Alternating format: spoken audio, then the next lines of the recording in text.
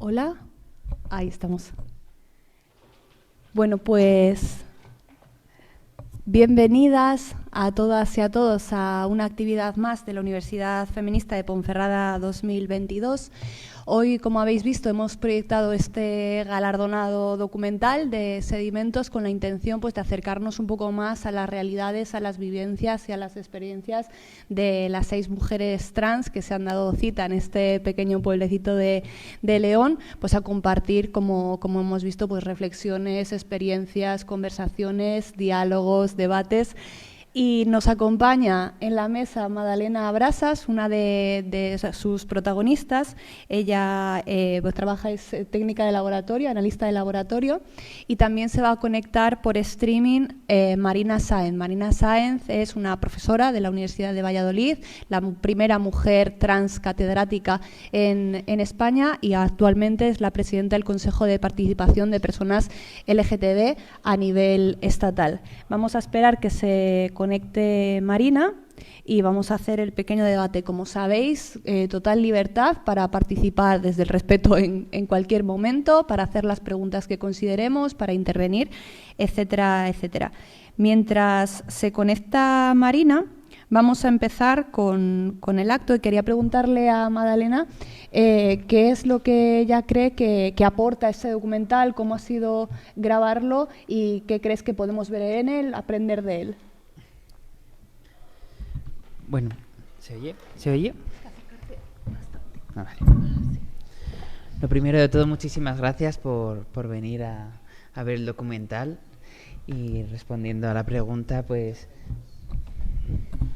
A ver si se oye. O si no. podemos subir micros. Yo creo que lo que queríamos transmitir con este documental es acercar la temática trans a la gente, ¿no? Que toda persona que vea el documental al final se meta dentro de la historia y sea partícipe del propio documental. Y yo creo que eso es lo que intentamos conseguir y yo creo que lo hemos conseguido, ¿no? Acercar la temática y demostrar que somos todas iguales y diferentes. Iguales y diferentes, ¿no? Claro, hemos podido ver muchos perfiles, que esto es algo interseccional, hemos visto intergeneracional también, diferentes edades. Tú como mujer joven y trans, ¿qué has aprendido, qué has visto, qué punto o contrapunto has visto con las compañeras que a lo mejor eran más mayores y habían vivido otro tipo de experiencias? Pues por ejemplo, en mi caso, bueno, éramos 6 mujeres en este documental y las 6 muy diferentes. Incluso Alicia, que es la otra chica que es casi de mi misma edad, hemos tenido una experiencia muy diferente. Y yo, por ejemplo, comparándome con Yolanda, con Tina, pues la verdad es que gracias también al entorno que he tenido y a la suerte, yo creo que lo he tenido bastante fácil, ¿no? Comparado con Yolanda, incluso con Alicia. Pero yo creo que aún quedan muchas cosas que se pueden mejorar y que incluso es lo que muchas veces digo, ¿no? Que las generaciones futuras no tengan que llegar a decir a sus padres, a sentarles, como dice yo, a mis padres y tenerles que explicarles lo que siento, no, que tengamos la libertad de ser directamente sin tener que dar explicación a nadie, que parece como que pedíamos permiso, ¿no?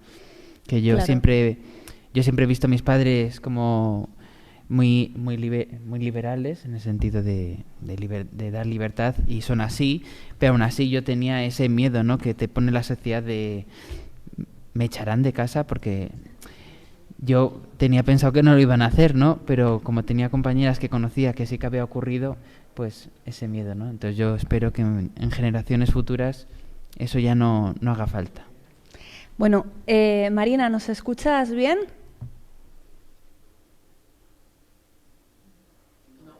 No. A ver.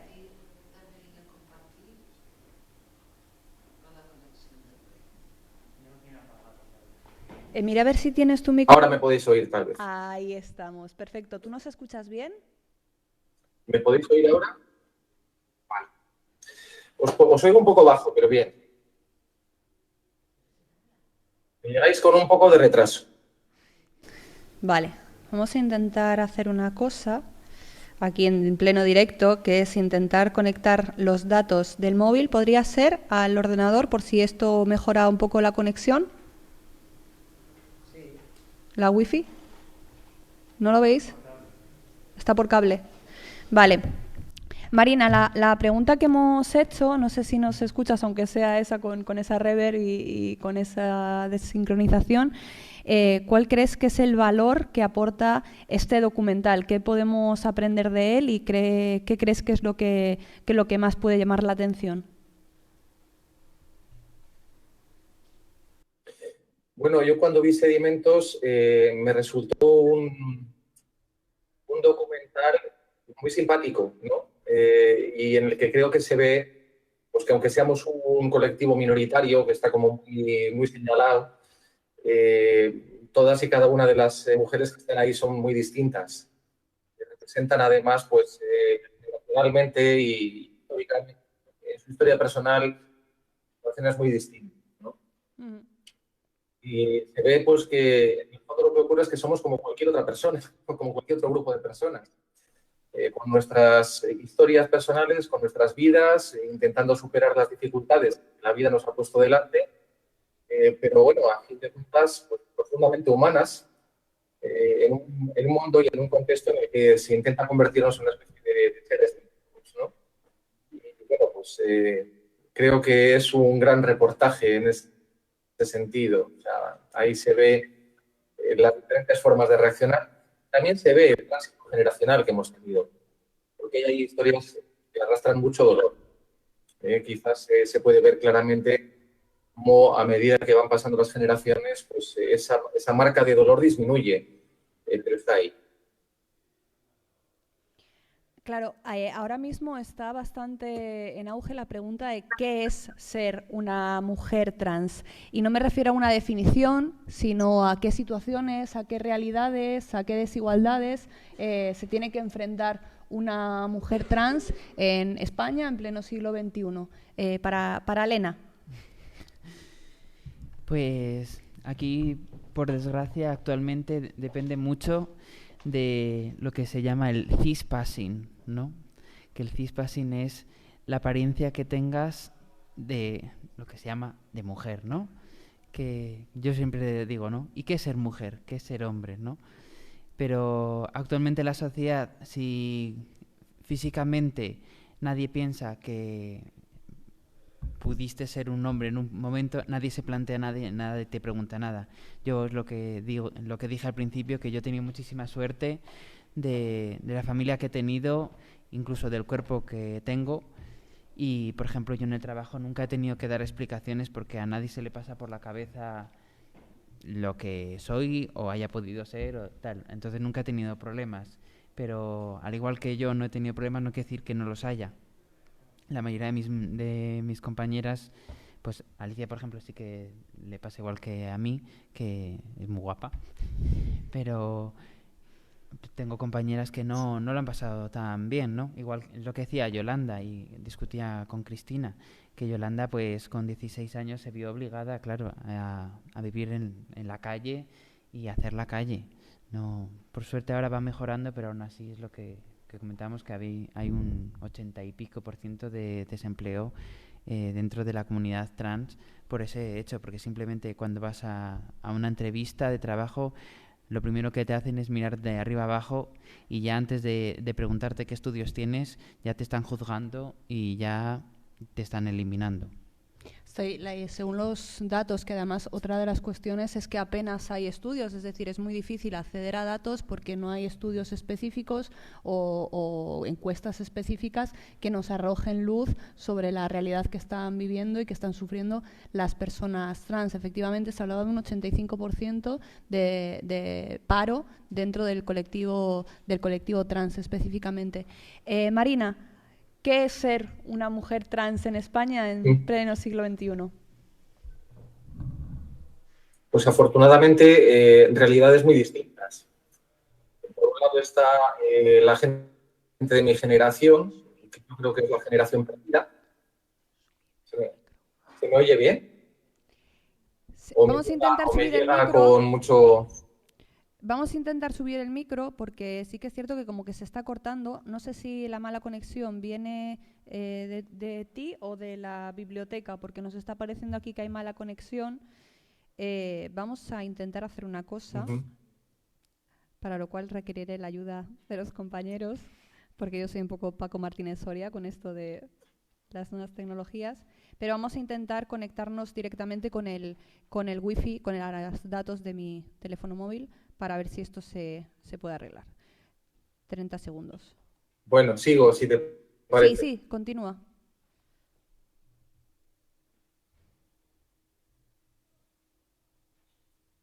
Bien, lo que decía es que lo bueno es que ahora mismo no hay una realidad única. Es decir, hace tan solo 30 años la realidad de las mujeres transexuales era una realidad de discriminación. Y en estos momentos pues tenemos una generación de estudios que no es expulsada de la casa, que, bueno, pues que tiene una opción de hacer una vida en condiciones de inclusión social. Es verdad que todavía la sociedad tiene aquí una labor pendiente y esto. Concretamente, pues tenemos 3 informes de la Organización Internacional de Trabajo sobre la discriminación de las personas trans en el empleo. Tenemos las estadísticas de Eurostat y el informe de la Agencia de Derechos Fundamentales Europea. También hablan de una situación de discriminación muy potente. Hay un informe muy extenso en Gran Bretaña que dice que las mujeres transexuales tienen hasta un 17% más de paro que el resto de las mujeres, que por supuesto tienen más paro que los hombres. O tenemos ya en España 2 estudios del Instituto de la Mujer que también hablan de una discriminación muy difícilmente tolerable. O un estudio muy amplio de la Unión General de Trabajadores.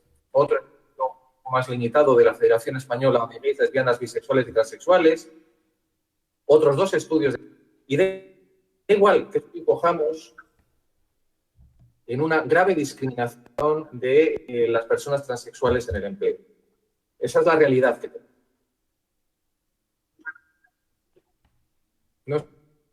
No te preocupes. sé si se me ha oído. Soy una persona de recursos. Marina, cógeme el teléfono.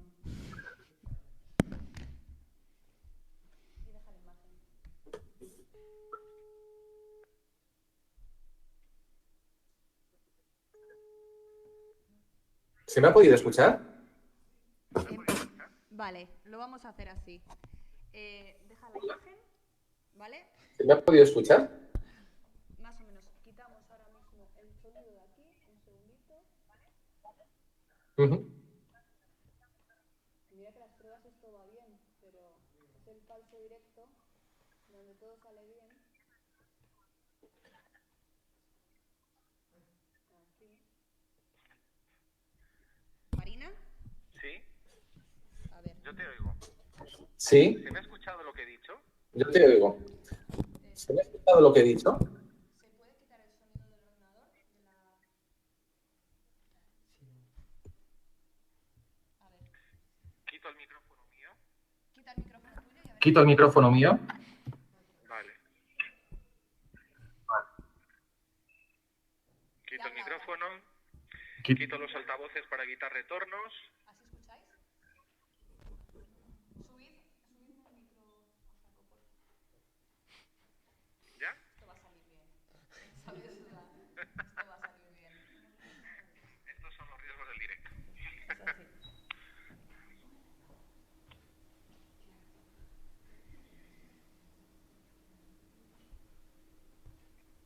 Vale. ¿Qué? ¿Tenemos solución? Tenemos pseudo solución. Sube el micro a tope. Marina, haz una prueba. A ver, ¿me escucháis ahora? Perfecto. ¿Sí? Vale, ¿se escuchó lo que dije sobre la situación en el empleo o no? La situación en el empleo. ¿Puedes repetirlo? Sí, decía que lo bueno es que hoy en día no hay una forma de ser mujer transexual única, sino que hay situaciones generacionales muy distintas. Y tenemos una generación de personas jóvenes... ¡Ay, ese zumbido! una generación de personas jóvenes que ya pues no viven la realidad de mi generación, ¿no? Que eran vidas marginalizadas. Pero si hablamos, por ejemplo, de la inclusión laboral, que es un índice muy bueno de ver cómo estamos en la sociedad, sí que hay estudios que demuestran una discriminación terrible. Concretamente hay 3 estudios de la Organización Internacional de Trabajo sobre las personas LGBT en el empleo, y específicamente a las personas trans las coloca en una situación muy mala. Tenemos un informe muy extenso en Gran Bretaña que dice que las mujeres transexuales tienen 17 puntos más de paro que el resto de las mujeres, no que el resto de la media o de los hombres, evidentemente. Tenemos 2 informes del Instituto de la Mujer en años distintos. El primero es del 2006, del 2009, que también señala una situación de discriminación muy mala. Un informe muy extenso de la Unión General de Trabajadores, 2 estudios de comisiones obreras, otro estudio hecho por una organización empresarial por encargo de la COE, y todos coinciden en lo mismo, que la inclusión de las personas transexuales en el empleo es muy mala y escandalosa si la comparamos con cualquier otro colectivo, ¿no? Así que, bueno, a mí me llama la atención cuando hay gente que dice, no nos consta. Bueno, no le consta a quien no quiere ver o a quien no quiere encontrarse los datos, porque estos ya van apareciendo de manera tozuda. Y entonces, para las dos como país, ¿qué pasos nos están faltando para acabar con esta situación de desigualdad que evidentemente no solamente se traduce en el mercado laboral, sino también hemos visto como en el primer trimestre de este año 2022, según los datos del Observatorio contra la Violencia Homofóbica, se han duplicado el número de agresiones al colectivo LGTB con respecto al mismo trimestre del año anterior. Y no solamente decimos esa discriminación laboral, esas agresiones, sino todo lo que tiene que ver con desigualdades y con finalmente no ver garantizados tus derechos fundamentales. Para Elena. Coge tu micro. Yo, en mi opinión, lo que más se necesita hacer hincapié es en la educación. Al final, si educas a la gente, ya no va a haber estos problemas. Yo es lo que digo, tú cuando abres un libro de biología y empiezas a hablar del aparato reproductor, te explican el masculino y el femenino, ¿no? Que es lo que siempre se ha hecho. Y es lo que digo, que no hace falta a un niño explicarle cada una de las posibilidades, porque hay infinitas. Simplemente con decirles que hay opciones intermedias, ya vale. Ya un niño o una niña, cuando se empieza a plantear las cosas, si ve que no encaja en uno de esos dos, pero les has dicho que hay posibilidades de haber intermedios, ya no se va a sentir raro, ya no se va a sentir extraño, y ya igual hay menos posibilidades de que los compañeros se rían de él o de ella por ese motivo, ¿no? Porque está muy bien que la mayor parte de la gente, de las mujeres, tengan un aparato y los hombres otro, pero yo, por ejemplo, tengo un amigo que nació con un ovario y un testículo. Explícale tú eso. Marina. Pues yo creo que faltan bastantes cosas, claro. Para empezar, pues es una mala forma de ir por la vida con un cartelito que dice que eres una trastornada mental, que es lo que nos pasa ahora mismo, ¿no? Que yo, pues para tener mi DNI he tenido que ir al registro civil con un certificado que dice que soy trastornada mental. Luego vete a buscar un trabajo, luego vete a tratar con gente que tiene recelo hacia lo que no comprende o lo que no entiende. Tampoco nos vendría nada mal que cesaran los discursos de señalamiento y, bueno, pues el considerarnos como un problema de orden público, porque es verdad que esto está haciendo que aumente la violencia y que llevamos 2 años de incremento de los delitos de odio a unos niveles que ya el Ministerio de Interior empieza a considerar preocupantes. Y es lo que pasa, que cuando se hace un discurso de señalamiento, pues siempre hay alguien que se siente legitimado para llevarlo a cabo, ¿no? Y bueno, pues nos vendría muy bien, evidentemente, que hubiera unas políticas públicas destinadas a integrarnos, a incluirnos en la sociedad o a darnos facilidades para esa inclusión social. Porque cuando hay un colectivo que parte de un señalamiento y de una discriminación, normalmente los enunciados buenos y benéficos se quedan cortos. Necesitas que se hagan, pues, medidas de acción positiva, ¿no? Esto ya lo hemos descubierto, pues, con las políticas feministas. que hacer un enunciado que diga sois iguales, bueno, pues no basta. No basta porque hay una desigualdad estructural. Y entonces pues hace falta, evidentemente, que los poderes públicos y la sociedad en su conjunto se empeñen en que esa declaración de igualdad sea efectiva. Así que por necesitamos muchas cosas. Para empezar, que se apruebe la ley y probablemente pues que luego se consiga ejecutar, ¿no? Pero no estaría mal que también disminuyeran un poco los discursos que hay por ahí, pues que están esparciendo muchos bulos, mucho desconocimiento y muchas veces odio. Es que ayer estaba viendo la televisión en Castilla y León y estaban hablando sobre un virus y no paraban de sacar escenas del colectivo LGBT. O sea, cuando es un virus que no tiene nada que ver con el colectivo LGBT, que es un virus que se esparce por todo el mundo por igual, y que, bueno, pues que de las 40 personas que hay infectadas, pues me parece que hay algo así como 6 o 5 que deben ser de la comunidad LGBT, pero el resto no. O sea, bueno, pues eso está creando imagen, está creando un señalamiento, ¿no? Y ese tipo de cosas son peligrosas. Marina, te retransmito las caras que he visto en el público cuando tú has dicho que para ser quien eres y para acreditar quién eres y para tener tu DNI tú tenías que tener un certificado de trastornada mental. Vamos a hacer un breve repaso de cómo ha sido desde que en el franquismo estaba directamente, o sea, era imposible, era delito operarse, a cómo finalmente en el año 2007 a las personas trans se les exige pues este certificado de disforia de género y 2 años de hormonación. Pasar por ese proceso de que un psicólogo o psiquiatra determine que tienes un trastorno que desde el año 2018 ya no está catalogado como tal en la OMS y 2 años de hormonación. Y cómo precisamente pues el anteproyecto de la ley trans, que ahora mismo está en cuestión, lo que pide es despatologizar algo que la OMS ya ha despatologizado, como en su día pasó como la homosexualidad, que también era un trastorno que estaba tipificado como tal, y finalmente a día de hoy creo que muy poquita gente, siempre queda algún detritus del detritus que sigue considerando la homosexualidad como una enfermedad, pero creo que es un amplio consenso social que esto no es así. Si nos puedes comentar un poco cuál es el proceso.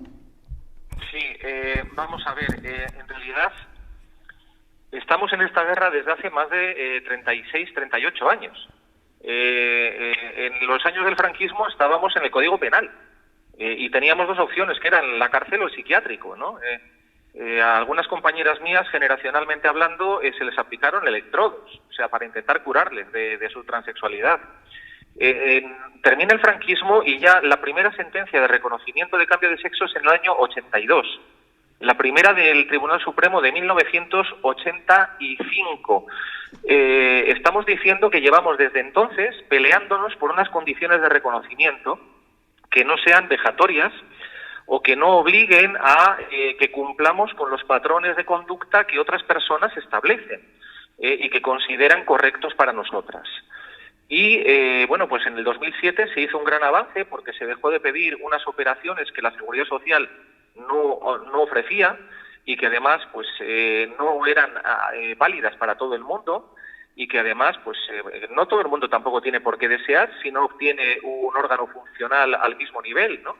Se nos puso a cambio pues 2 años de hormonación y un certificado psiquiátrico o psicológico de disforia de género, que efectivamente es un catálogo de trastornos mentales en un manual de diagnóstico de unos psiquiatras norteamericanos. Ese manual de diagnóstico ya no existe, o sea, ya ha sido abandonado, pero nosotras tenemos que seguir acreditando ese trastorno mental para conseguir un cambio de sexo registral. El proceso de cambio registral de cualquier persona de las que estamos por aquí, dura aproximadamente como poco 3 años. Eso, suponiendo que lo tienes muy claro desde el principio y que consigues un tratamiento médico inmediatamente, cosa que normalmente no ocurre. Normalmente hasta que empiezan a darte algún tipo de tratamiento médico puede tardar 1 año o a veces más. Y luego tienes los 2 años de hormonación y tienes toda la tramitación registral. No suele bajar nunca de 3 o 4 años. 3 o 4 años en los que hace tiempo que tomaste la decisión, hace tiempo que sabes quién eres, pero no tienes ningún documento legal que te acompañe. es muy curioso cómo hay gente que se está resistiendo, ¿no?, a eliminar estas trabas, porque por lo visto, pues que yo tenga que hacer una transición de 3 años y medio o 4, o que la tenga que hacer de 3 meses y medio, les debe de importar mucho. Y no, a quienes le importa mucho es a nuestras vidas. Porque durante 3 años, cada vez que vas a pagar en la cajera del supermercado y tu tarjeta tiene un nombre que no corresponde con tu aspecto y te empiezan a preguntar quién eres y si te has robado la tarjeta y si es de otra persona, y tienes que empezar a dar explicaciones de tu vida a todo el mundo y no tienes intimidad, eso no es una situación que pueda ayudar a la inclusión social. O que vayas a la Seguridad Social y se pongan en voz alta en los altavoces a llamarte por el nombre masculino que tuviste, que te adjudicaron cuando naciste. Evidentemente estamos intentando facilitar un poco la inclusión social y no entiendo por qué esto ofende tanto a algunas personas, porque si yo estoy aquí con mi DNI, que dice Marina, que yo haya tenido una transición de 4 años o de 3 meses, a ustedes no les afecta en su vida, ni les resta ningún derecho. Eso es lo que creo que deberían comprender. O sea, yo seguiré estando aquí lo mismo, con papeles o sin papeles. Estaré aquí, haya hecho la transición en 3 meses o en 4 años. Pero evidentemente la diferencia es muy fuerte y muy sustancial. ¿Para quién? Para nosotras, que somos las que sufrimos ese proceso. A ustedes, lo siento, pero no les restamos nada en su vida, Sí, Marina. Bueno, como tú sabes, además eres una de las principales conocedoras de esto que está sucediendo. Para algunas personas aseguran que este anteproyecto de la ley trans, que este borrador, entre otras cosas, supone cosas como el borrado de las mujeres, que menoscaba la salud y la integridad de la infancia y que abre puertas a algunas situaciones del tipo como que va a haber hombres que se autodeterminen mujeres para acceder a las categorías femeninas del deporte, o incluso que esto va a violentar o que está en contra de leyes contra la violencia de género, de tal forma que una gran cantidad de hombres pueden llegar a autodeterminarse mujeres para obtener una serie de beneficios, o incluso otro argumento recurrente es que lo harán para acceder y cumplir sus penas en cárceles de mujeres. Seguro que no soy la primera persona que te saca todos estos argumentos. Sí que me gustaría pues que contestases a ellos.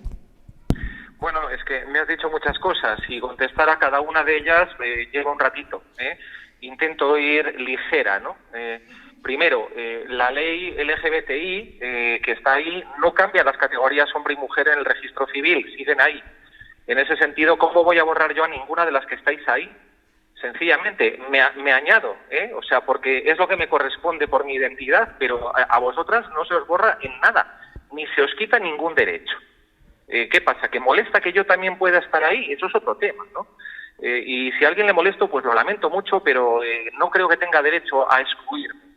Eso por un lado, es decir, no hay un borrado. Y otra cosa es que hay una realidad tercera, que por ejemplo es la intersexualidad, que no está contemplada en nuestro país y que está aplastando los derechos de una minoría, a la que se le está obligando a incluirse como hombres o como mujeres, cuando igual pues no encajan en ninguna de las dos categorías. Eso también es una cuestión de derechos humanos fundamentales que tendría que ser considerada. Segundo, que va a haber un montón de hombres que se van a hacer pasar por mujeres. Y además para determinados fines que bueno, pues vamos a ver uno por uno, ¿no? Para entrar en las categorías deportivas. Cuando hablamos de deporte, yo lo siento, pero ¿por qué no hablamos del deporte escolar, del deporte como cultura, de la integración de hombres y mujeres en el deporte? Si estamos hablando desde el feminismo de la coeducación y de eliminar esa segregación entre hombres y mujeres en las actividades escolares y deportivas, ¿por qué cuando aparecemos nosotras de repente aparece ese argumento segregador tan radical, ¿no? En las competiciones deportivas profesionales estamos ya hace años. El Comité Olímpico Internacional sacó unos protocolos sobre la integración de las personas transexuales en el deporte y que afectan a personas transexuales y no transexuales. Y entonces, en las últimas Olimpiadas de Tokio hubo 32 atletas transexuales. Ninguna de ellas ganó una medalla, dicho sea de paso. Eso de que tenemos una ventaja tan clara, pues no se ha demostrado, ¿no? Y ha tenido que darse el caso de que una nadadora ha ganado una competición universitaria para que se haya montado un gran escándalo. porque al parecer finalmente podríamos competir pero no ganar, ¿no? Por cierto, esa señora es la 27 en el ranking y ganó esa competición universitaria porque las 3 mujeres que le solían ganar habitualmente pues habían pasado el campo profesional. Y luego resulta que las que quedaron segunda y tercera le han vuelto a ganar en otras competiciones posteriores, porque esto es habitual. O sea, que dice que pues es una más compitiendo, que se van a dar de alta para hacerse con las prestaciones de violencia de género o para eludir la ley de violencia de género. Esto es absurdo. Primero, porque sería un fraude a la ley. Segundo, porque si usted comete un acto penado por violencia de género cuando es hombre, es procesado como hombre, con independencia de que cambie su sexo después. Esto, lo siento, pero no hay una retroactividad penal favorable. Eso no lo contempla la ley y no la queremos. Esto no ha pasado en ninguno de los 10 países que ya han dado el paso de despatologizar. Es que no ha habido ese nivel de fraudes que se está alegando en ninguno de los 10 países que ya ha hecho esto. En los 12 años, 13 años de experiencia de la ley argentina, ha habido 2 intentos de fraude a las pensiones, porque resulta que las mujeres se podían jubilar algunos años antes que los hombres. Y los 2 casos de fraude han terminado muy mal, porque finalmente han sido denunciados y se les ha obligado a devolver las prestaciones y, bueno, ha sido un lío para esas personas. Que podemos entrar en las cárceles. Estamos en las cárceles de mujeres desde el año 2006, desde el protocolo que estableció Mercedes Gallizo. ¿Y qué ha pasado? Pues no ha pasado absolutamente nada. No hemos sido esas agresoras que se dice que somos. No hay un elenco de personas transexuales encarceladas que tengan un historial de agresiones sexuales. Es que esto es otro bulo que ha corrido por ahí. Instituciones penitenciarias lo han dejado bien claro. No se ha dado esa situación. De las 14 mujeres que hay procesadas por abusos sexuales, son todas mujeres pues que se acostaron con menores de edad y fueron condenadas por ello, o sea, y ninguna era transexual. Pero es que si hubiera una, pues es que somos como todas las demás personas. En nuestro colectivo también aparecerá algún criminal, ¿no?, antes o después. Creo que, como decía Amelia Valcárcel, ¿no?, el derecho de la mujer al mal, el derecho a que el hecho de que tengamos una criminal no nos condene a todas y no sirva para justificar la exclusión o el abuso contra todas. Y podría seguir poniendo pues otros ejemplos. No hay borrado de la mujer. Lo que sí hay es una pretensión de borrarnos a nosotras, que está dando resultado por parte de quienes alegan esto. En Estados Unidos, en 4 estados ya se nos ha borrado a nosotras, ya no existimos como sujetos o como concepto jurídico. En Hungría no existimos ya como concepto, como sujetos, de tal manera que no tenemos derecho a prestaciones, a asistencia sanitaria, al reconocimiento legal. Porque quienes están haciendo esta campaña sí que están pretendiendo que nosotras desaparezcamos como categoría, porque no nos requieren reconocer nuestra presencia y nuestra esencia. Y eso es grave. En estos momentos hay varios estados norteamericanos que están dictando leyes de discriminación de las personas transexuales, que no nos permiten acceder a los campos de juego, a los vestuarios, que no permiten que tengamos asistencia sanitaria en nuestros procesos, o como la norma de Texas, que si los padres reconocen la identidad del menor, lo que han hecho los padres de Magdalena, si es menor de edad, pues lo que ocurre es que se abre un expediente de posible maltrato familiar con riesgo de que les priven de la patria potestad. Esto está pasando en Texas ahora mismo, donde hay familias enteras que se están exiliando. Así que, por favor, menos bulos. Este tema, el tema de la infancia, es uno de los más recurrentes. Lo que hemos podido oír cuando ha salido el anteproyecto de la ley trans, sobre todo pues de ciertos sectores, eran que ponían tela de juicio que pues se iba a poder hormonar a los menores, que pues los menores no eran lo suficientemente maduros como para tomar ciertas decisiones.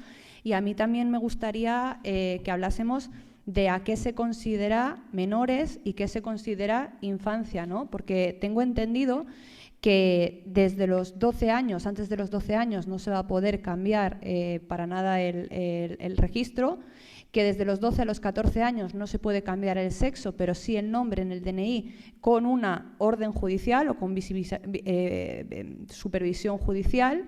De los 14 a los 16 necesitas el consentimiento materno o paterno o de tus tutores legales, y es a partir de los 16 años cuando efectivamente un menor se va a poder autodeterminar sin la supervisión de nadie. A mí me gustaría recordar que a partir de los 16 años en este país se puede trabajar, se puede afortunadamente abortar, se puede uno emancipar, se puede casar si está emancipado, e incluso se pueden rechazar tratamientos médicos de vida o muerte. Es decir, si un menor de 16 años necesita una transfusión de sangre y no se la quiere hacer, o rechaza un tratamiento de quimioterapia, lo puede hacer. Entonces, ¿cómo es posible que se esté jugando con ese término de infancia, que parece que va a haber niños de 6, de 8, de 5 años hormonados sin ningún tipo de supervisión y de tratamiento, cuando efectivamente se va a poder hacer a partir de los 16 años, que incluso se pueden portar armas? En este país te puedes sacar una licencia de armas con 16 años. ¿Cómo es posible que tengas madurez suficiente en este estado para todas estas cuestiones y no para decidir quién eres, para decir quién eres y cómo te llamas? Bueno, me gustaría que Elena, que la tenemos aquí calladita, contestase a esta pregunta e interviniese un poco.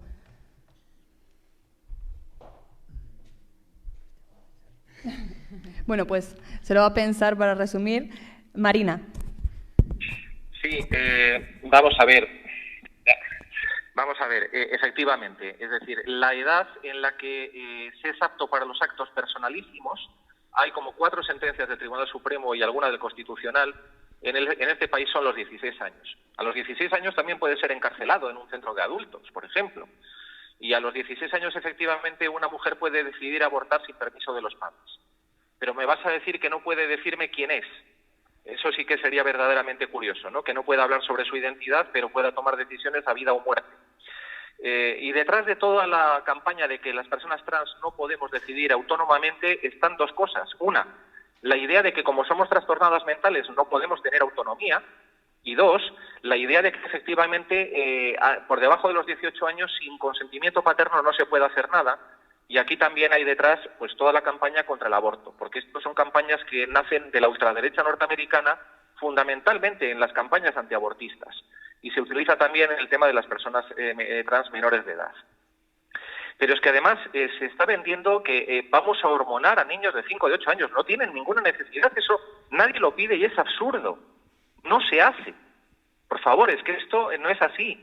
Hay unos protocolos médicos hechos por la Sociedad de Endocrinología Internacional y lo que se hace es, cuando hay un caso de menor que tiene una identidad perfectamente definida, y es menor de edad, o sea, cuando llega la pubertad, lo más que se hace es retrasar esa pubertad durante 1 o 2 años para ver si se mantiene firme en su decisión. No se está dando tratamientos hormonales a menores porque no los necesitan. Igual que no se va a operar a ningún menor porque hay una ley orgánica que dice que aquí no se hace ninguna operación de carácter estético o similar a nadie por debajo de los 18 años. Si conocéis a alguna chica a la que le han puesto los pechos por debajo de los 18 años, que sepáis que ha violado una ley orgánica, y que esto no se permite en este país.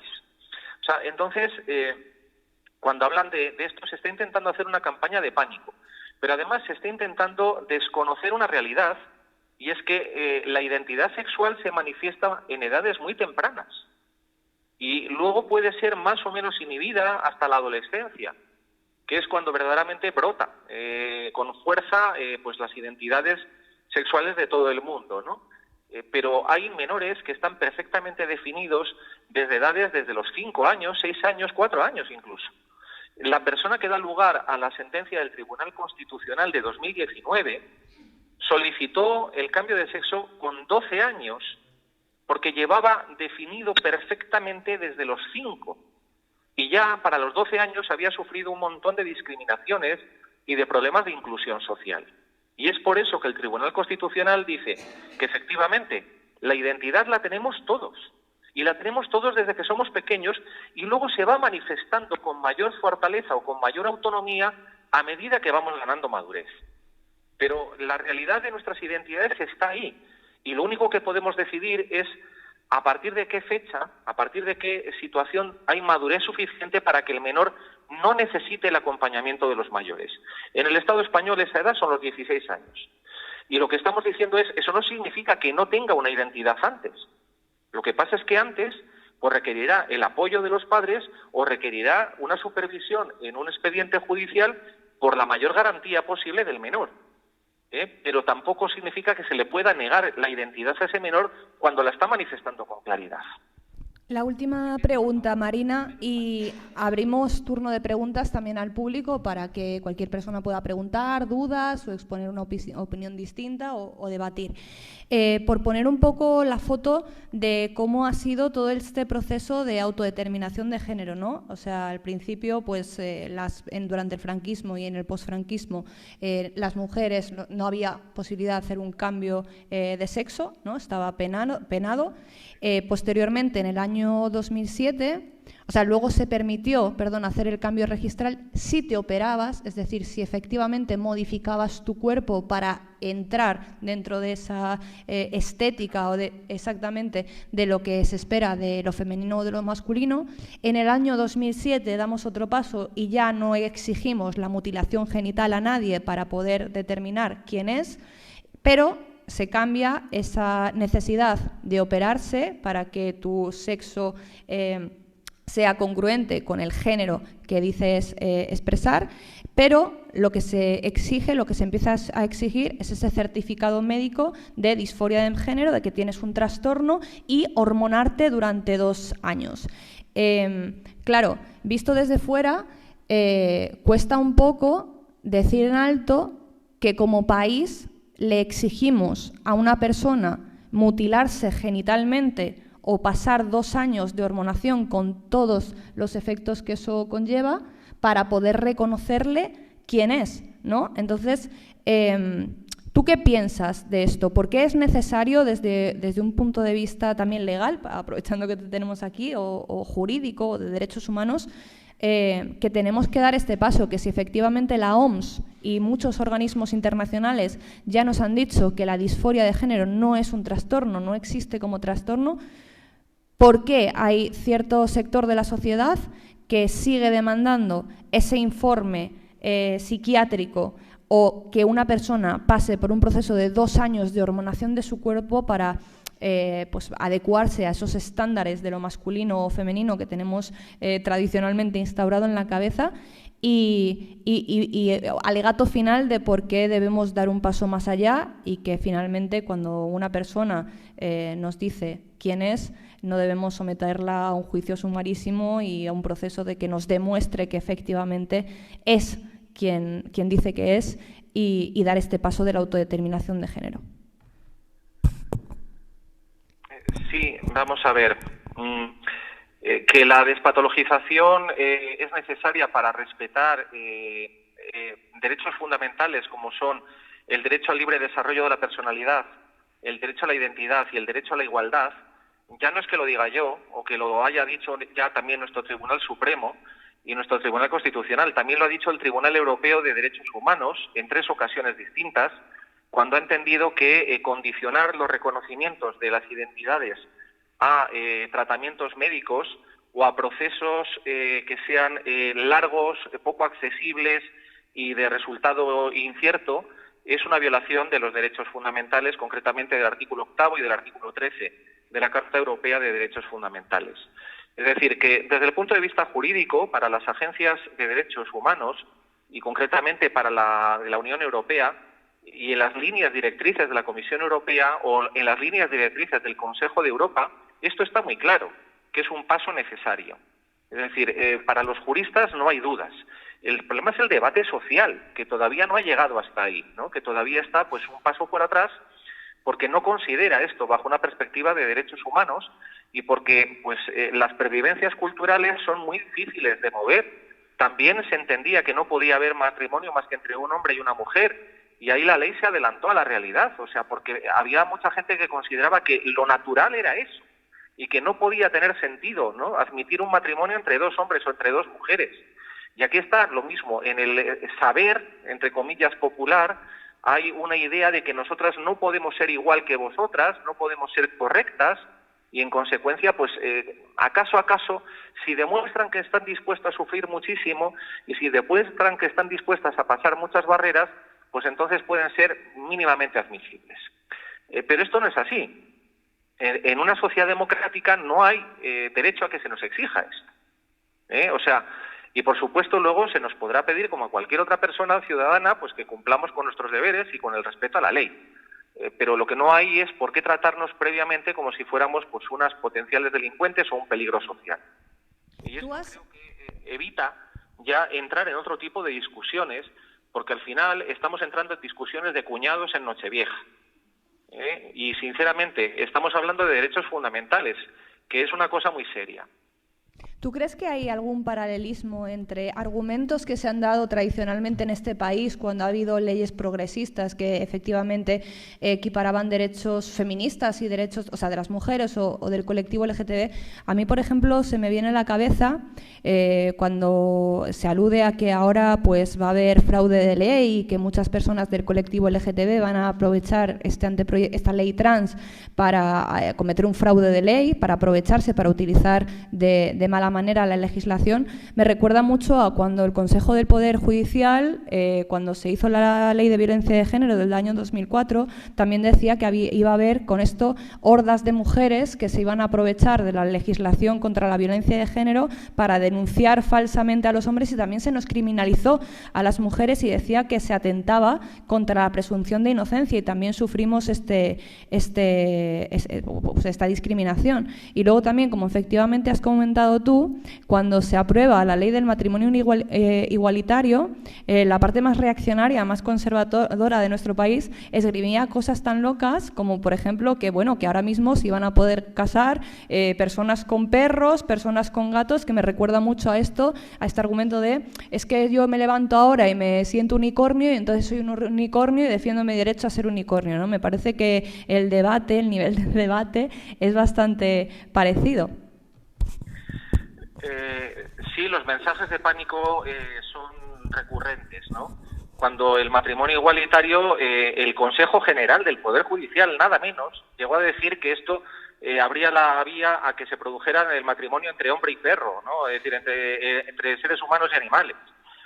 Cuando hicimos la ley de cambio de sexo registral en el 2007, todos los delincuentes se iban a cambiar de sexo para escapar de la justicia.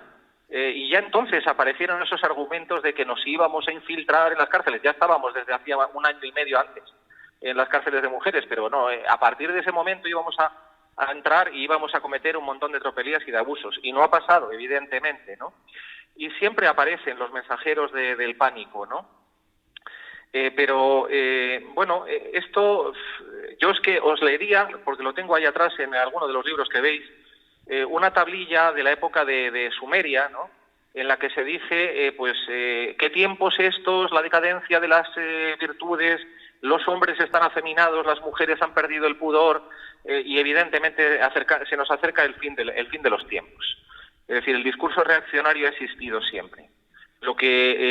Y en los años 70 yo recuerdo cuando se decía aquello de las lesbianas, pero ¿cómo van a estar en un vestuario conmigo? Si es una mujer que tiene interés sexual por mí, ¿cómo va a entrar en el mismo vestuario que yo? ¿Y cómo va a entrar en los mismos váteres que yo? O sea, se intentaba ahí argumentar una discriminación de las mujeres lesbianas, ¿no? Por esa misma línea argumental. Creo que el discurso reaccionario es muy recurrente, pero quizás ahora lo único nuevo es que con las redes sociales se ha amplificado y se ha magnificado mucho. Frente al discurso del pánico moral está la sensatez, el sentido común, la solidaridad que el feminismo nos da a todas para emanciparnos, y yo lo siento mucho, pero insistir en que estamos ante una cuestión de derechos humanos.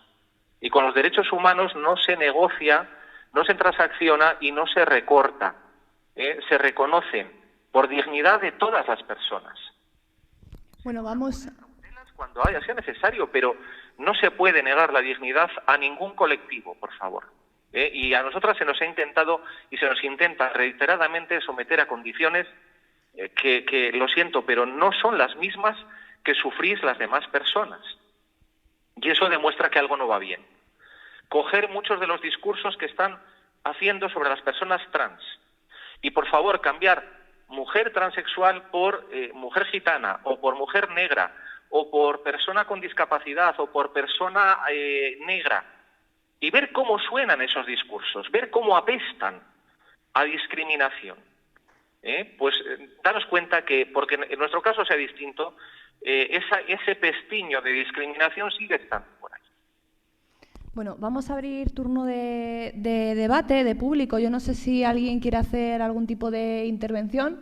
Sí, vamos a pasar el micro a la compañera. Si alguien me echa una mano con el micro, porfa.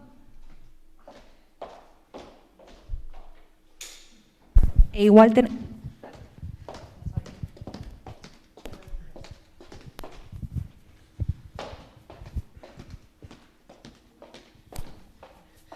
Bueno, muchas gracias por la charla. Ha sido más que necesaria en el clima que vivimos ahora, en el contexto geográfico inmediato, pero también nacional e internacional.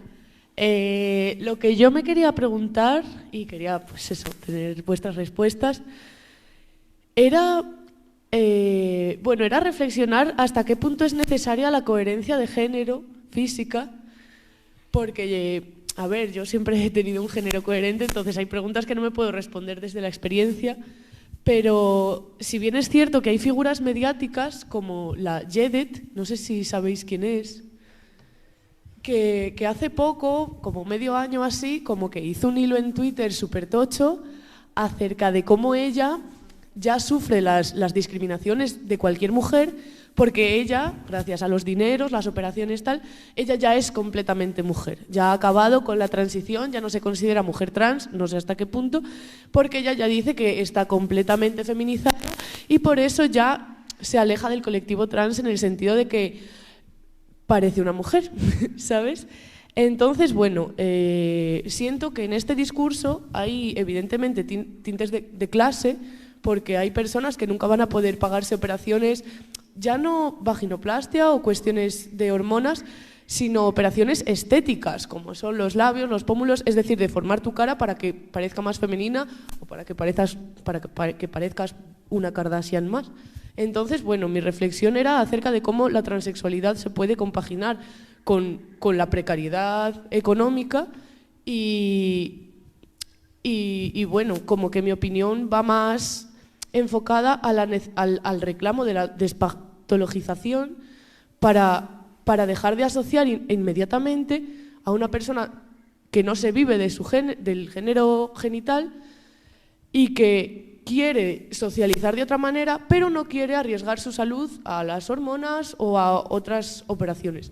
Entonces, bueno, recapitulando, que desde dónde la transexualidad podría reclamar que no se debe una coherencia de género y de sexo. Gracias. Pues muchísimas gracias por la pregunta. A ver, yo opino, yo es lo que siempre digo, ¿no? Que hay mucha gente que lo que quiere es alcanzar la feminidad máxima, ¿no? Porque si no lo consigue se siente atacada, ¿no?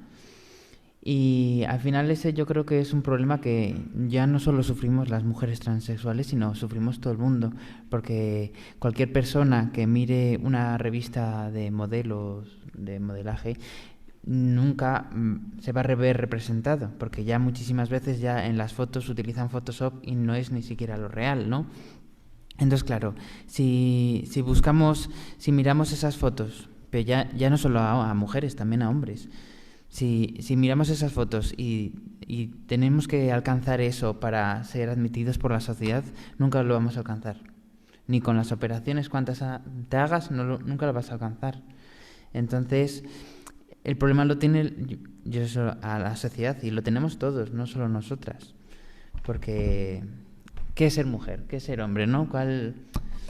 Claro, y a mí me parece muy interesante algo que me contaba Elena antes tomando un café en una cafetería, que era que antes también se exigían como 6 meses de prueba de vida. Desde que tú ibas a registrarte como mujer, pues tenías que estar como 6 meses demostrando que eras mujer, para lo cual te tenías que vestir de mujer y actuar como una mujer.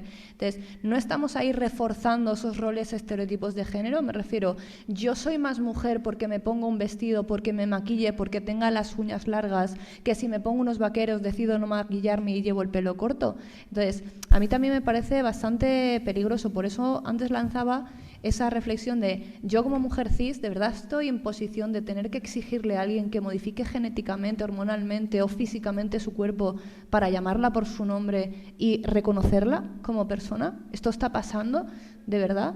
Entonces, y por supuesto, yo creo que en el documental se ve que aquí hay un sesgo de clase, es decir, efectivamente, si tú no te puedes pagar esas operaciones, y por eso también se considera que cuando esto te afecta a la salud, esto tiene que entrar por la seguridad social para las personas que efectivamente lo necesitan, no es un deseo, vamos a empezar a hablar de derechos y de necesidades, no de deseos, pues que esto efectivamente entre por la seguridad social, porque como bien dices, hay mujeres que no se pueden pagar la operación y que finalmente el no reconocerte en el espejo, eso sí que puede generar una serie de patologías y de trastornos, no quién eres, sino el no reconocerte, no ser reconocido y ser negado permanentemente por la sociedad en la que vives.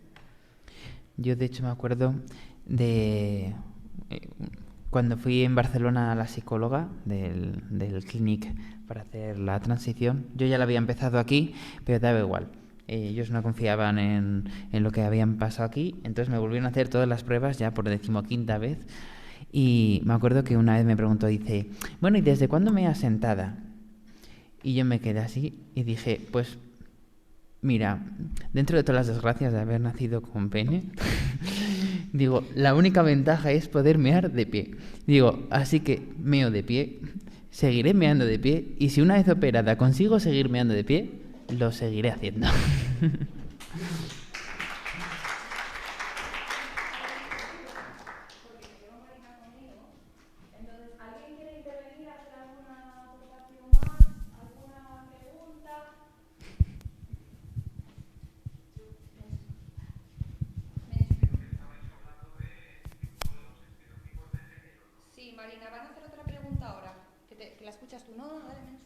No, bueno, yo entiendo que lo que yo entiendo por una persona transexual, sea hombre o mujer, porque también hay transexuales masculinos, es el género que esa persona siente, el género sentido por esa persona.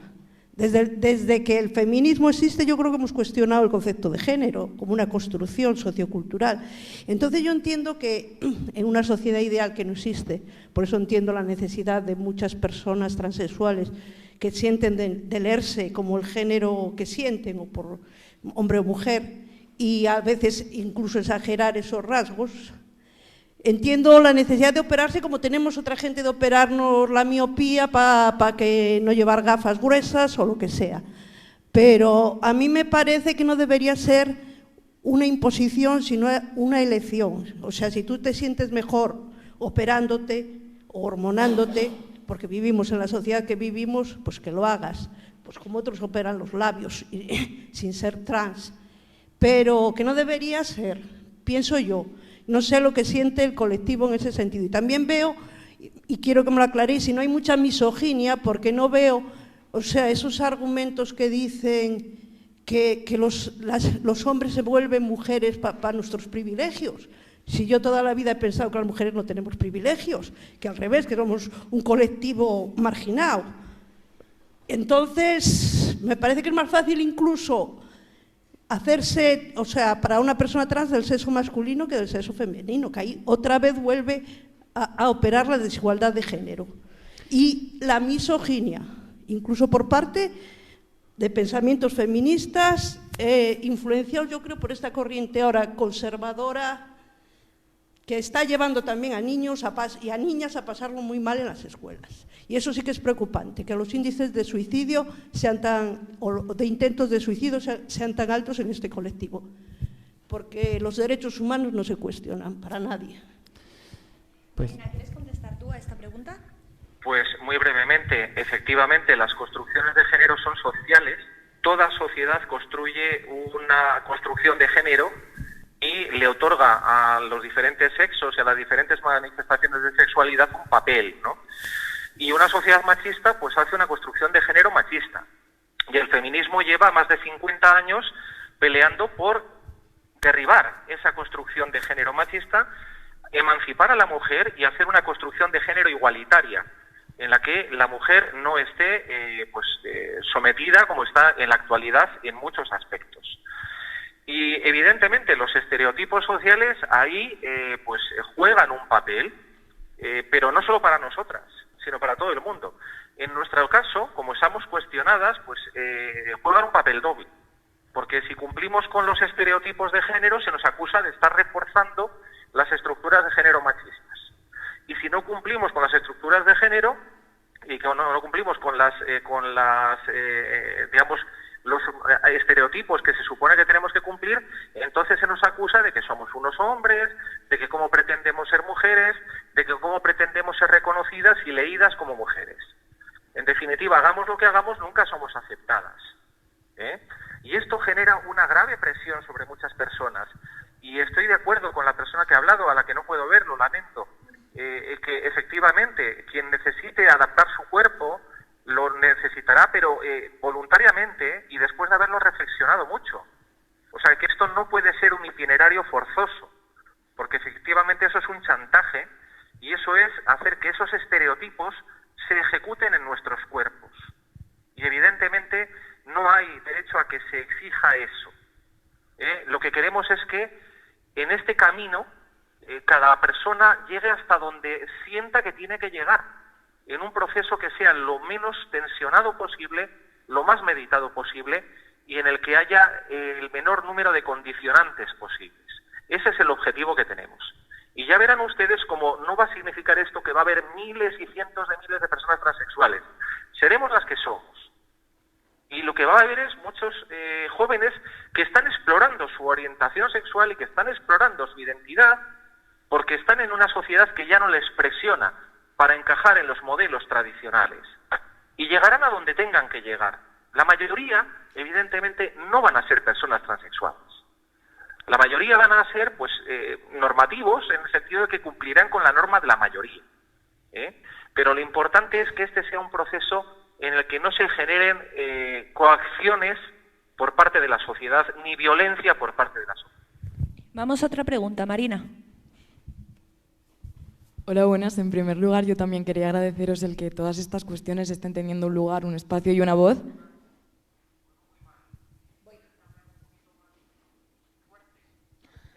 Lo puedo intentar, sí. ¿Mejor así? Sí, un poquito mejor. Genial. Pues eso, en primer lugar, agradecer que todas estas cuestiones estén teniendo una voz y justamente, siguiendo un poco el hilo que estamos teniendo, enfocándolo quizás en el punto de la inclusión social, ha habido un momento en el discurso en el que a mí me ha calado muy profundo el entender que como cierto horizonte para ser quienes somos tiene que haber un proceso de sufrimiento, porque entiendo que cuando esta elección no es desde una decisión, sino desde un tener que justificar que eres algo ante otras personas, como que cobra un tinte casi de humillación o de sentirte como en la posición de tener que ganarte el derecho de ser quien eres, lo cual me parece bastante crudo y que creo que puede resonar no solo en el colectivo de la transexualidad, sino en cualquier otro colectivo. Entonces mi pregunta es si de alguna manera se pueden ejercer dinámicas o políticas que pongan el énfasis justamente en desnormalizar la norma, es decir, cuestionarnos la hegemonía y entender que igual lo que no tiene sentido es querer encajar constantemente en un canon que nos ha sido impuesto a todas las personas y de qué manera eso se podría llevar a una práctica social. Marina, ¿has escuchado bien? Sí. Y bueno, completamente de acuerdo, ¿no? Es decir, estamos en un proceso social pues que tiene sus aspectos alienantes y que evidentemente pues a las minorías las margina, las lanza hacia las esquinas porque no encajan con la normatividad general. ¿Cómo se cambia esto? Pues cambiando la mentalidad de la gente y dándose cuenta de que esto es una cuestión de derechos humanos y cambiando en la educación. Si nosotros permitimos que los menores sencillamente se manifiesten sin presiones, pues sencillamente llegaremos cada uno a donde tengamos que llegar. Si nosotros establecemos que hay que respetar las formas de vida de las demás personas, sin inmiscuirnos en ellas, sin establecer un juicio y sobre todo sin establecer un proceso de discriminación, pues eliminaremos buena parte de la presión. Yo te puedo decir que hay muchas mujeres transexuales que me decían, ¿y tú por qué vas tan normativa, ¿no? Tan femenina, tan con el vestido? Y dice, porque quiero sobrevivir, porque lo que quiero es que no me partan la cara en la calle. O sea, es que hemos llegado hasta ese punto de que mucha gente ha sentido que tenía que cumplir con las normas y estereotipos sociales por una cuestión de supervivencia. Eso hay que eliminarlo como sea. Hay que introducir una cultura de respeto y una cultura de inclusión que evite este tipo de conductas. Estamos peleando por eso, porque no haya discriminación y porque no haya acoso homofóbico o transfóbico en las escuelas. Estamos luchando porque no haya discriminación y acoso en los puestos de trabajo, pero es en toda la sociedad donde tenemos que hacer un esfuerzo de entender que si una persona no cumple con lo que tú ves, los patrones normales de género, no lo está haciendo por ofenderte, está haciéndolo porque está manifestando su personalidad y tiene derecho a hacerlo. ¿Alguna pregunta más? ¿Alguien quiere intervenir, hacer alguna alusión? Ana.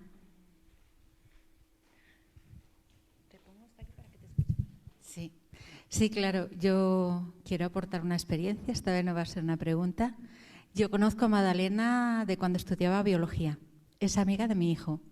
Yo no recordaba tu nombre anterior hasta ver el documental en León, porque eres Madalena. Entonces, dijiste, deberías de decirnos todos los premios que ha recibido esta película, eso después, pero lo que desearía para cualquier persona que encuentre otro camino es que tenga eso que tú has tenido, esa familia, ese apoyo, esa sociedad y esos amigos. Eso es lo que desearía. Y de cara a lo que estáis aportando, pues por ejemplo deciros, para operarme de la obesidad necesité que dijeran que tenía una depresión y tuve que ir al psiquiatra y yo decía, no tengo depresión, pero necesita ponerlo para que te operen. Hay muchas injusticias a nivel social. Desgraciadamente, cuando surge una necesidad no surge una norma, pauta, ley o protocolo, no surge con ella.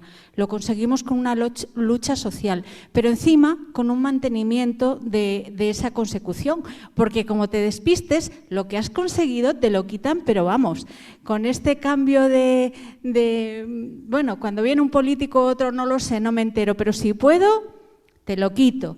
Sí que son luchas sociales, sí que estamos en todas ellas, en cualquier colectivo. Y bueno, nada, simplemente dinos los premios, dinos dónde habéis ido. Pues la verdad es que no nos lo esperábamos que fuera tan bien el documental cuando nos pusimos a hacerlo. Yo al menos lo hice como, no sé, como una experiencia más en la vida y jamás me imaginé que iba a tener la repercusión que está teniendo. La verdad es que ya no puedo nombrar ni los premios que ha habido ni los lugares que hemos estado porque han sido muchísimos. Lugares, yo creo que ya hemos superado los 50 o los 60 lugares, países por todo el mundo, tanto América del Norte, América del Sur, Australia, incluso... Más de 30 tenéis. Más de 30 premios ya, pero países más de 30, sí, más 40 o 50. Es lo que decía mi abuela, dice, que yo he estado por todas esas partes del mundo, dice, dile al director que me quite. Sí, la verdad es que ha sido una pasada. Bueno, pues no habiendo más intervenciones desde el público y agradeciéndole infinitamente a Madalena que haya venido y también a Marina que se haya conectado, porque además este no ha sido un principio de año nuevo, o sea, de año bueno, ¿verdad, Marina? Pues agradeciendo pues su presencia. Sí que sobre todo creo que hay que resaltar que esto es un espacio de diálogo, que esto es un espacio de debate. Y una cosa que siempre digo cuando hablamos de estas cuestiones es que incluso se puede estar en contra del borrador del anteproyecto de la ley trans, se puede estar en contra de ese documento, de ese texto, considerar que hay cosas que se pueden modificar, cosas que se pueden aportar, cosas que se pueden puntualizar, ¿no? Pero esto no puede suponer ponerse en contra o que hay un movimiento social creciendo que está literalmente en contra de las personas trans y que está negando la propia existencia de las personas trans. Yo como feminista jamás pensé tener que oír en un foro feminista que con una ley de repente van a venir hombres disfrazados de mujeres a violarnos a los baños. Yo hago una pregunta siempre, ¿cuándo en la historia de las miles de violaciones sufridas a lo largo y ancho de este planeta por las mujeres desde los principios de la historia, un violador se ha tenido que tomar la molestia de irse a su casa a disfrazarse de nada para violarnos? ¿O cuándo el cartel de un baño ha parado a un violador que te quiere violar? ¿O cuándo hemos tenido que escuchar que cuando una persona dice quién es y cuenta su vida y habla de su existencia, se la tilde de que tiene pensamiento mágico de que está loca y de que lo que está diciendo no tiene ningún valor ni ningún tipo de sentido. No sabía este dato, pero hablando con Marina antes, creo que es revelador. Y es que finalmente sí que hay un estudio bastante exhaustivo que lo que habla es hacer un estudio de cuál es la intención de suicidio entre las mujeres, personas trans que reciben ayuda y que son reconocidas y que efectivamente tienen sus derechos garantizados y las que no. Y hablábamos de que, si no me equivoco y que me corrija Madalena, que las personas que eran reconocidas y que había leyes que reconocían su propia existencia estaban 2 puntos por debajo y las mujeres que no tenían reconocida su existencia estaban 7 puntos por encima en intención de suicidio. ¿Esto es así, no, Marina? Sí, es así. Es decir, hay 2 estudios, uno de los Países Bajos, otro de los países escandinavos y otro en Estados Unidos, que inciden mucho.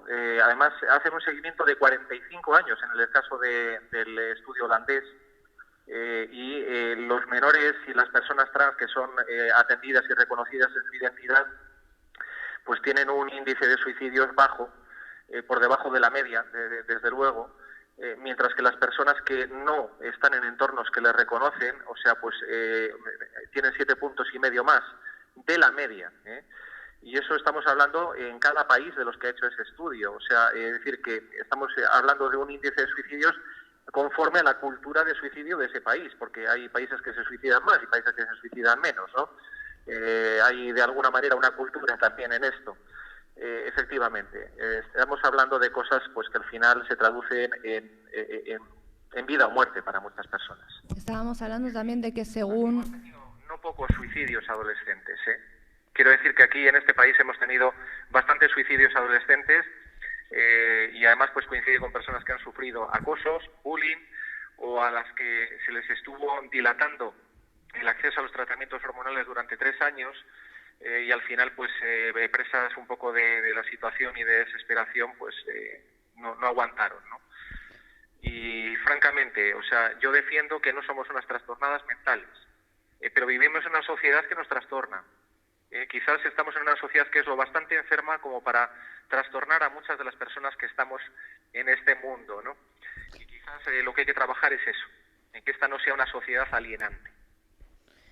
Entonces, yo para terminar este acto lo que sí que apelaría es a esto, ¿no? A que yo creo que se pueden tener posiciones absolutamente distintas, que se puede cuestionar un texto, repito, no los derechos ni se cuestionan ni se ceden, pero sí pues matizaciones a un texto, pero lo que estamos viendo en muchísimos foros no tiene nada que ver con un texto o con alegaciones a un texto. Estamos viendo verdadero odio, verdadera transfobia, verdaderas agresiones, y yo creo que esto es lo que no se puede tolerar, ¿no? Entonces sí que agradezco el tono de este debate, de este acto. Evidentemente es imposible desarrollar y profundizar en un tema tan amplio en apenas 1 hora y media de debate, pero yo sí, todas las personas que estamos aquí, cuando crucemos esta puerta, somos un poco más conscientes de la realidad de las personas trans antes de participar en cualquier conversación de bar o incluso pues caer en el chascarrillo fácil, en la burla, en la negación, en el cuestionamiento de las personas trans, con esto me valdría. Repito, se puede estar y pensar que un texto es mejorable, que un texto debe ser más garantista, todo lo que queramos, pero jamás negar la existencia de compañeras que nos han acompañado en el movimiento feminista toda la vida. Yo jamás pensé estar asistiendo a este debate tan crudo en pleno siglo XXI con mujeres que, repito, han estado en nuestros baños, en nuestras luchas y en nuestra trinchera de toda la vida, porque quien ataca finalmente a las mujeres trans hasta hace bien poco jamás ha sido el feminismo, ha sido el machismo y el patriarcado. Han sido los roles y los estereotipos de género que en el momento que cualquier persona se sale de ellos recibe violencia. Entonces que tengamos debates más sanos. Hay una compañera que quiere hacer alguna mini aportación. Pues cógete el micro ya con total familiaridad a estas horas. Habla aquí para que te oiga Marina. Vale. Yo esto es desde ya mi experiencia propia. Y es que a mí la teoría, el género, me ha ayudado pues a sentirme mejor con mi feminidad, a querer expresarla de otras formas. Entonces yo solo os quería preguntar pues algunos de los referentes que habéis tenido, algunas autoras que nos queráis recomendar, que os hayan ayudado a entenderos, a entender vuestro proceso. Marina, recomendaciones literarias en 30 segundos. Espera, que te tengo que poner en altavoz. Sí. Dale. Yo te diría que claro, que Magdalena tendrá sus referentes, ¿no? Y yo en mi generación pues no tenía ninguno. Porque cuando las de mi edad aparecíamos, pues no había internet, había 2 canales en blanco y negro y estas cosas no aparecían, y entonces durante muchos años nos tocó pensar que éramos una especie de monstruos o de personas rarísimas, ¿no? Ahora ya afortunadamente tú tienes información en internet por todas las esquinas, no siempre fiable, pero la hay. Y también te digo que ninguna de las personas transexuales de mi edad, por ejemplo, ha necesitado leer ningún libro, ni ningún libro de teoría queer para saber quiénes éramos. Es decir, no fue ese el proceso. Nosotras sencillamente pues descubrimos que éramos quien éramos y luego empezamos a interesarnos por intentar justificar o explicar qué es lo que estaba pasando. Y leímos muchas cosas, la mayoría de ellas tenían muy poco sentido, las cosas como son. Así que, primero, si tú eres tú, no necesitas que nadie te lo explique, ¿no? Y 2, si quieres leer libros, pues mira, hay... ahora, todo esto que se está hablando de la teoría queer, que es terrible, que no sé qué, bueno, pues muchas mujeres transexuales no creen en la teoría queer, o sea, pero si quieres ver una aproximación sencilla y amable, pues lea a Lucas Platero, por ejemplo, que lo explica muy bien, ¿no? Y de una manera muy accesible. Si quieres meterte ya en grandes honduras, pues efectivamente hay grandes autoras y algunas son difícilmente comprensibles, como la famosa Judith Butler, ¿no? Que leerla pues cuesta, a mí me cuesta también. Pero tienes versiones muy simplificadas y muy accesibles para cualquier persona, y ya te digo, pues por ejemplo Lucas Platero hace una aproximación muy buena. Si quieres ver el tema desde el punto de vista educativo, pues léete los estudios de Luis Puche o de Juan Ignacio Pichardo o de Mercedes Sánchez. Si lo quieres ver desde el punto de vista cultural, hay un libro que se llama Trans, que hace un repaso sobre todas las manifestaciones de diversidad de género en la historia y en las culturas de diferentes países. Y al final, pues si quieres, mira, le pides ahí la cuenta de correo y yo te mando referencias de bibliografía a patadas, porque es que al final hay un montón, y algunas son verdaderamente buenas.